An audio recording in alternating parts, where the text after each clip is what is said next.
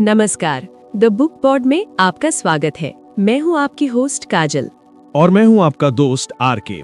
काजल, हम अपनी गाड़ियां ठीक करवाते हैं, घर रेनोवेट करवाते हैं, यहाँ तक कि अपने फोन का सॉफ्टवेयर भी अपडेट करते हैं, लेकिन हम उस मशीन को ठीक करना क्यों भूल जाते हैं जो इन सब को चला रही है। मुस्कुराते हुए तुम हमारे दिमाग और मन की बात कर रहे हो ना आरके। हम बाहरी दुनिया को तो इंजीनियर कर लेते हैं, लेकिन अपने अंदर की दुनिया में आज भी पुराने पैटर्न पर जी रहे हैं, तनाव, गुस्सा और चिंता के साथ। बिल्कुल, लेकिन क्या हो अगर आपको पता चले कि खुशी कोई लॉटरी नहीं बल्कि एक टेक्नोलॉजी है जिसे सीखा जा सकता है। आज हम जिस किताब की बात कर रहे हैं वो कोई साधारण किताब नहीं बल्कि जीवन जीने का एक मैनुअल है, सद्गुरु की बेस्ट सेलर इनर इंजीनियरिंग। इस एपिसोड में हम जानेंगे कि कैसे योग और ध्यान सिर्फ व्यायाम नहीं बल्कि आपके शरीर और ऊर्जा को नेक्स्ट लेवल पर ले जाने का विज्ञान है। सद्गुरु हमें बताएंगे कि कैसे अपनी किस्मत का रिमोट कंट्रोल दूसरों के हाथ से छीनकर अपने हाथ में कैसे लिया जाए। तो अगर आप सिर्फ सफल नहीं बल्कि आनंदमय यानी जॉयफुल जीवन जीना चाहते हैं तो ये पॉडकास्ट आपकी रूह को जगाने वाला है। चलिए अपनी इनर इंजीनियरिंग शुरू करते हैं सिर्फ द बुक पॉड पर। अच्छा, एक बड़ी मजेदार कहानी से शुरुआत करते हैं, शंकरन पिल्लई की। हाँ, मैंने भी सुनी है ये। तो हुआ यूं कि उनके क्लिनिक में एक आदमी आया जो बहुत बुरी तरह खांस रहा था। शंकरन ने इसे देखा और उसे एक डिब्बा भरकर जुलाब दे दिया, पेट साफ करने की दवा। खांसी के लिए जुलाब? हाँ, तो वहां खड़े एक आदमी ने हैरान होकर पूछा कि अरे, इसे तो खांसी है, आपने जुलाब क्यों दे दिया? तो शंकरन ने जवाब दिया, अब जरा उसे देखो, वो खांसने की हिम्मत भी नहीं कर सकता। ये कहानी जितनी मजेदार है उतनी गहरी भी है। हम अक्सर अपनी समस्याओं का इलाज तो चाहते हैं पर गलत जगह पर। बिल्कुल, हम बाहरी लक्षणों पर ही काम करते रहते हैं और जड़ कहीं और होती है। और शायद यही वजह है कि आज हम जिस किताब पर बात कर रहे हैं वो बाहरी समाधानों की जगह भीतरी बनावट, अपनी इनर इंजीनियरिंग को ठीक करने पर जोर देती है। इनर इंजीनियरिंग, ये शब्द ही अपने आप में बड़ा दिलचस्प है। इंजीनियरिंग तो हम मशीनों के लिए इस्तेमाल करते हैं ना। हाँ, तो क्या इसका मतलब यह है कि हम अपनी आंतरिक दुनिया को भी, अपने अनुभव को भी एक मशीन की तरह डिजाइन कर सकते हैं? बिल्कुल, लेखक का तर्क यही है। अगर हम बाहरी चीजें जैसे घर, गाड़ी अपनी जरूरतों के हिसाब से डिजाइन करते हैं तो सबसे जरूरी चीज हमारी अपनी खुशहाली, उसे सहयोग पर क्यों छोड़ दें? उसे भी तो हम डिजाइन कर सकते हैं। हम लेखक के उस निजी अनुभव से शुरू करेंगे जिसने इस सोच को जन्म दिया, और फिर उन 3 मुख्य स्तंभों शरीर, मन और ऊर्जा की गहराई में उतरेंगे। हाँ, और जानने की कोशिश करेंगे कि अपनी किस्मत खुद बनाना, बाहरी परिस्थितियों का गुलाम न बनना, ये असल में कैसे संभव है। ये कहानी शुरू होती है मैसूर की चामुंडी पहाड़ी से। सितंबर 1982 की बात है। लेखक, जो उस समय एक सफल व्यवसायी थे, यूं ही अपनी मोटरसाइकिल से पहाड़ी पर चले गए। वहां एक चट्टान पर बैठे थे, आंखें बंद थीं, और फिर कुछ ऐसा हुआ जिसने उनकी दुनिया को हमेशा के लिए बदल दिया। उन्होंने बाद में बताया कि वो एक परमानंद की अवस्था में चले गए थे। वो कहते हैं कि अचानक मैं और मेरा का जो भाव था वो पूरी तरह विलीन हो गया।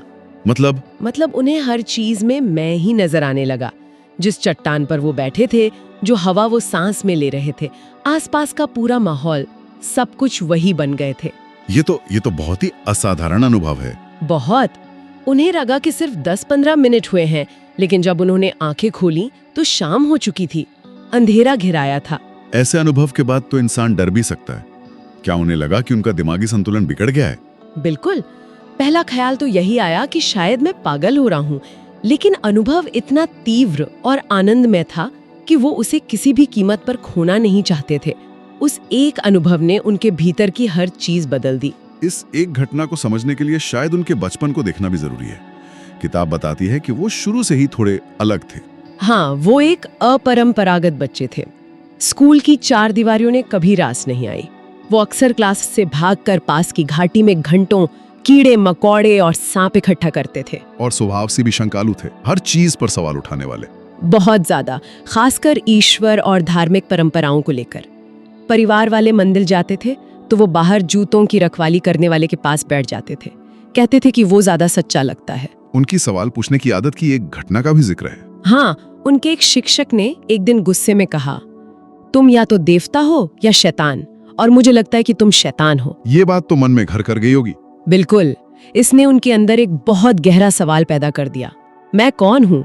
और इसी सवाल का जवाब ढूंढने के लिए वो पेड़ की सबसे ऊंची डाल पर घंटों आंखें बंद करके बैठे रहते थे। और कॉलेज के दिनों में भी ये खोज जारी रही, वो बर्गर ट्री क्लब वाली बात। हाँ, वो और उनके कुछ दोस्त एक पुराने बरगद के पेड़ के नीचे अपनी मोटरसाइकिलों पर बैठकर घंटों दुनिया को बेहतर बनाने के बारे में बातें करते थे। और यहीं से पूरे भारत की यात्रा का विचार आया। हाँ, मोटरसाइकिल पर।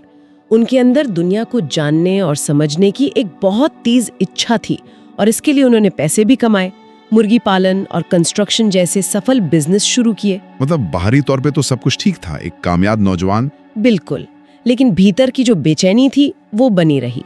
और फिर एक दिन वो चामुंडी पहाड़ी पर गए और उन्हें अपने सारे सवालों का जवाब एक अनुभव के रूप में मिल गया। उस अनुभव के बाद लेखक की सोच में सबसे बड़ा बदलाव क्या आया?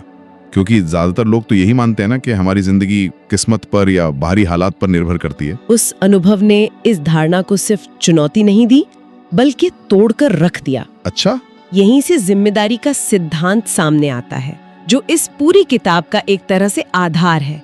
लेखक का कहना है कि भाग्य जैसी कोई चीज नहीं होती, हम अपने जीवन के हालात खुद बनाते हैं। पर यह कहना बहुत आसान है।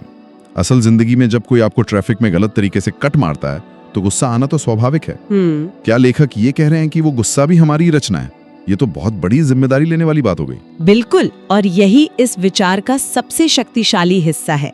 ये दोष देने के बारे में नहीं है, ये अपनी आंतरिक स्थिति का प्रभार लेने के बारे में है। मतलब बाहरी घटना एक ट्रिगर हो सकती है, लेकिन गुस्से का जहर हम अपने ही सिस्टम में पैदा करते हैं।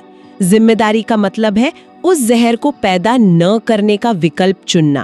प्रतिक्रिया करना गुलामी है, क्योंकि आपकी आंतरिक स्थिति कोई और तय कर रहा है। और जिम्मेदारी से जवाब देना, वो आजादी है, क्योंकि उसका नियंत्रण आपके हाथ में है। बुरी इस बात पर वो पति पत्नी वाली कहानी याद आ रही है जो किताब में है, बड़ी मजेदार है। हाँ, वो कमाल की कहानी है। दोनों इस बात पे अड़ जाते हैं कि दरवाजा कौन बंद करेगा, और कोई बोलने को तैयार नहीं होता। हाँ, और दरवाजा खुला देखकर कुछ चोर घर में घुस आते हैं और सारा सामान लूटने लगते हैं। पर पति पत्नी फिर भी चुप, क्योंकि जो पहले बोलेगा उसे दरवाजा बंद करना पड़ेगा। हद तो तब हो जाती है जब चोर पति की मूंछें काटने की तैयारी करते हैं। हाँ, जैसे ही एक चोर उस तरह लेकर आगे बढ़ता है, पति की सहनशीलता जवाब दे जाती है। वो चिल्ला पड़ता है, चलो जाने दो, मैं ही दरवाजा बंद कर दूंगा। ये कहानी दिखाती है कि हम जिम्मेदारी लेने से कैसे कतराते हैं ना, जब तक कि हालात बहुत ज्यादा बिगड़ न जाएं। बिल्कुल, और लेखक कहते हैं कि गुस्सा, नफरत या कोई भी नकारात्मक भावना असल में आत्मघाती है। ये एक जहर है जो हम खुद पीते हैं और उम्मीद करते हैं कि सामने वाला मरेगा। तो जिम्मेदारी लेने का मतलब ये समझना है कि मेरी आंतरिक दुनिया का मालिक मैं हूँ, कोई और नहीं। सही। तो अगर हम इस सिद्धांत को मान लें तो सवाल उठता है कि इसे अमल में कैसे लाएं, शुरुआत कहाँ से करें? किताब इसे 3 हिस्सों में बांटती है, शरीर, मन और ऊर्जा। हाँ, और सबसे पहले बात आती है शरीर की। अक्सर आध्यात्मिक चर्चाओं में शरीर को एक बाधा के रूप में देखा जाता है, लेकिन ये किताब उसे इस धरती पर सबसे अद्भुत मशीन के रूप में देखती है। किताब में एक बहुत शक्तिशाली उदाहरण भी दिया गया है कि अगर आप एक केला खाते हैं तो कुछ ही घंटों में ये शरीर उस केले को एक इंसान का हिस्सा बना देता है। और ये कोई छोटी बात नहीं है, ये उस असाधारण बुद्धिमत्ता को दिखाता है जो सृष्टि का स्रोत है और हमारे भीतर भी हर पल काम कर रही है। इसीलिए शायद भारत के संतों ने शरीर को चलता फिरता मंदिर कहा है। बिल्कुल, ये सृष्टि का ही एक टुकड़ा है, धरती का एक अंश है। किताब में इस बात पर जोर दिया गया है कि हमें अपने शरीर को उसके स्रोत यानी धरती की याद दिलानी चाहिए। अच्छा, तो क्या इसीलिए नंगे पैर चलने या फर्श पर सोने जैसी बातों का जिक्र है? हाँ, इसके पीछे का तर्क यही है, हमारा शरीर लगातार धरती के संपर्क में रहने के लिए बना है। जब हम हर समय जूते पहने रहते हैं, बिस्तरों पर सोते हैं, तो शरीर का धरती से संपर्क टूट जाता है। नंगे पैर चलने से शरीर की ऊर्जा प्रणाली धरती की ऊर्जा के साथ तालमेल बिठाती है। और भोजन को लेकर किताब का क्या नजरिया है? भोजन को शरीर का ईंधन माना गया है। किताब में बताया गया है कि कच्चा भोजन, जिसमें जीवित कोशिकाएं होती हैं, शरीर को जबरदस्त फुर्ती देता है। जब हम भोजन को पकाते हैं तो उसकी जीवन ऊर्जा मतलब प्राण का एक बड़ा हिस्सा नष्ट हो जाता है। लेकिन क्या इसका मतलब है कि हमें सिर्फ कच्चा भोजन ही खाना चाहिए? ये तो ज्यादातर लोगों के लिए व्यवहारिक नहीं है। नहीं, किताब कट्टर नियमों की बात नहीं करती, वो जागरूकता की बात करती है। वो कहती है कि अपने भोजन में जीवित कोशिकाओं मतलब ताजे फल सब्जियों की मात्रा बढ़ाएं। का तरीका अगर ठीक से चबाया जाए तो पाचन का लगभग 50% काम मुंह में ही पूरा हो जाता है। इससे तो पाचन तंत्र पर बोझ बहुत कम हो जाता होगा। बिल्कुल, और शरीर भोजन से ज्यादा ऊर्जा ग्रहण कर पाता है। संदेश ये है कि शरीर की बात सुने, अपनी जीभ की नहीं। ठीक है, शरीर को साधना दो।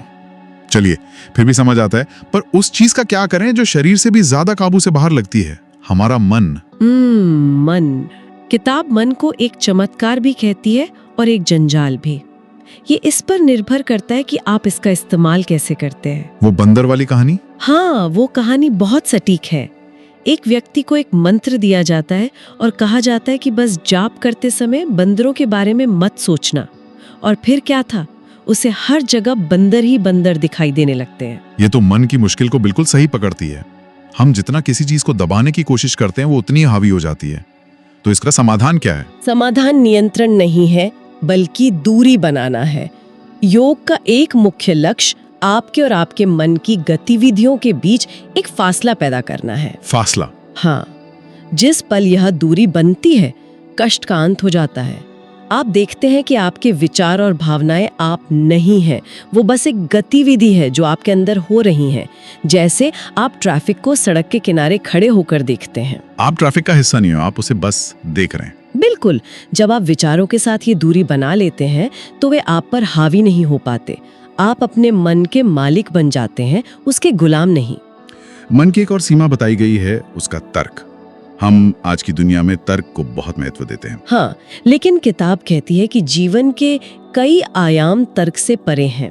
इसके लिए वो अरस्तु और हेराक्लिटस की कहानी का इस्तेमाल करती है। अच्छा। अरस्तु समुद्र किनारे टहलते हुए ब्रह्मांड की पहेलियों को अपने तर्क से सुलझाने की कोशिश कर रहे थे। तभी उन्होंने एक आदमी को देखा जो एक चम्मच से समुद्र के पानी को रेत के एक छोटे से गड्ढे में भर रहा था। ये तो पागलपन है। अरस्तु भी उस पर हंसे, पर उस आदमी जो हेराक्लिटस थे ने जवाब दिया, जो तुम कर रहे हो वो मेरे काम से ज्यादा पागलपन भरा है। तुम इस विशाल ब्रह्मांड को अपने दिमाग के छोटे से गड्ढे में भरने की कोशिश कर रहे हो। वाह, मतलब हम अपनी सीमित बुद्धि से इस असीम सृष्टि को पूरी तरह नहीं समझ सकते। बिल्कुल, तर्क एक उपयोगी साधन है, लेकिन वो सब कुछ नहीं है। परमानंद, प्रेम, सौंदर्य, इन्हें तर्क से नहीं समझा जा सकता, इन्हें केवल महसूस किया जा सकता तो है। हमने शरीर और मन की बात की, अब आते हैं उस तीसरे और शायद सबसे रहस्यमयी आयाम पर, ऊर्जा। यहाँ कर्म के सिद्धांत को बहुत ही अलग तरीके से समझाया गया है। हाँ, आमतौर पर कर्म को भाग्य या अच्छे बुरे कामों का हिसाब किताब समझा जाता है। सही। लेकिन ये किताब कर्म को आपके द्वारा जमा की गई यादों और प्रवृत्तियों का एक सॉफ्टवेयर कहती है। ये सिर्फ आपके दिमाग में नहीं, बल्कि आपके शरीर की हर कोशिका में, आपकी ऊर्जा में अंकित है। और यही सॉफ्टवेयर अनजाने में आपके जीवन को चलाता है। तो अगर कर्म एक सॉफ्टवेयर है, जी, तो क्या हम इस सॉफ्टवेयर को बदल सकते हैं? यहीं पर क्रिया योग की भूमिका आती है। किताब क्रिया योग को इसी ऊर्जा सॉफ्टवेयर को बदलने की एक तकनीक के रूप में प्रस्तुत करती है। ये सिर्फ शारीरिक व्यायाम नहीं है। नहीं, ये अपनी ऊर्जा प्रणाली को सचेत रूप से एक नई दिशा देने का एक शक्तिशाली विज्ञान है। ये आपके भीतर ऊर्जा के उस स्रोत को जगाने का एक तरीका है जो आपको आपकी पुरानी आदतों और सीमाओं से परे ले जा सकता है। किताब में कुंडलिनी और चक्रों का भी जिक्र है। ये शब्द अक्सर बहुत रहस्यमयी लगते हैं। किताब के अनुसार कुंडलिनी जीवन ऊर्जा का वो भंडार है जो हर इंसान में सोया हुआ है। इसे अक्सर एक कुंडली मारे हुए सांप के रूप में दर्शाया जाता है, जो शक्ति का प्रतीक है पर अभी निष्क्रिय है। और चक्र? और चक्र शरीर के भीतर ऊर्जा के 7 मुख्य केंद्र हैं। आप इन्हें ऊर्जा के छोटे छोटे पावर स्टेशन समझ सकती हैं। जब कुंडलिनी जागृत होती है तो ये इन चक्रों से होकर गुजरती है, जिससे इंसान अपनी पूरी क्षमता को अनुभव कर पाता है। तो अगर हम पूरी चर्चा को समेटें तो ये एक व्यक्तिगत अनुभव से शुरू होकर एक सार्वभौमिक विज्ञान तक पहुंचती है। बिल्कुल, ये बाहर की परिस्थितियों को बदलने के बजाय भीतर के अनुभव को बदलने की एक पूरी तकनीक है। सबसे पहले जिम्मेदारी लेना। हाँ, कि मेरे अनुभव का स्रोत मैं हूँ। फिर अपने शरीर को एक अद्भुत साधन के रूप में इस्तेमाल करना। और अपने मन के विचारों और भावनाओं के जाल में फंसने के बजाय उनसे एक दूरी बनाना। और अंत में अपनी जीवन ऊर्जा को सचेत रूप से एक नई दिशा देना, ताकि हम अपने पुराने कर्मों के बंधन से मुक्त हो सकें। यही इनर इंजीनियरिंग का सार है। यह हमें बताता है कि खुशहाली कोई ऐसी चीज नहीं है जिसे बाहर कहीं खोजना है, बल्कि ये एक ऐसी चीज है जिसे हम अपने भीतर ही रच सकते हैं, डिजाइन कर सकते हैं। और अंत में श्रोताओं के लिए कोई जास छूट जाते हैं। किताब में एक कहानी है। एक व्यक्ति किसी से ईशा योग केंद्र का रास्ता पूछता है तो उसे जवाब मिलता है, आप जिस तरफ जा रहे हैं वहां से ये 24,996 मील दूर है, लेकिन अगर आप बस यहीं से पलट जाएं तो यह सिर्फ 4 मील दूर है। वाओ, ये सोचने वाली बात है। हाँ, क्या हो अगर जीवन का सबसे बड़ा परिवर्तन आगे की कोई लंबी और कठिन यात्रा ना हो, बल्कि केवल भीतर की ओर एक पल का मोड़ हो। नमस्कार, द बुक पॉड में आपका स्वागत है। मैं हूँ आपकी होस्ट काजल। और मैं हूं आपका दोस्त आरके। काजल, हम अपनी गाड़ियां ठीक करवाते हैं, घर रेनोवेट करवाते हैं, यहाँ तक कि अपने फोन का सॉफ्टवेयर भी अपडेट करते हैं, लेकिन हम उस मशीन को ठीक करना क्यों भूल जाते हैं जो इन सब को चला रही है। मुस्कुराते हुए, तुम हमारे दिमाग और मन की बात कर रहे हो ना आरके। हम बाहरी दुनिया को तो इंजीनियर कर लेते हैं, लेकिन अपने अंदर की दुनिया में आज भी पुराने पैटर्न पर जी रहे हैं, तनाव, गुस्सा और चिंता के साथ। बिल्कुल, लेकिन क्या हो अगर आपको पता चले कि खुशी कोई लॉटरी नहीं बल्कि एक टेक्नोलॉजी है जिसे सीखा जा सकता है। आज हम जिस किताब की बात कर रहे हैं वो कोई साधारण किताब नहीं बल्कि जीवन जीने का एक मैनुअल है, सद्गुरु की बेस्ट सेलर इनर इंजीनियरिंग। इस एपिसोड में हम जानेंगे कि कैसे योग और ध्यान सिर्फ व्यायाम नहीं बल्कि आपके शरीर और ऊर्जा को नेक्स्ट लेवल पर ले जाने का विज्ञान है। सद्गुरु हमें बताएंगे कि कैसे अपनी किस्मत का रिमोट कंट्रोल दूसरों के हाथ से छीनकर अपने हाथ में कैसे लिया जाए। तो अगर आप सिर्फ सफल नहीं बल्कि आनंदमय यानी जॉयफुल जीवन जीना चाहते हैं तो ये पॉडकास्ट आपकी रूह को जगाने वाला है। चलिए अपनी इनर इंजीनियरिंग शुरू करते हैं सिर्फ द बुक पॉड पर।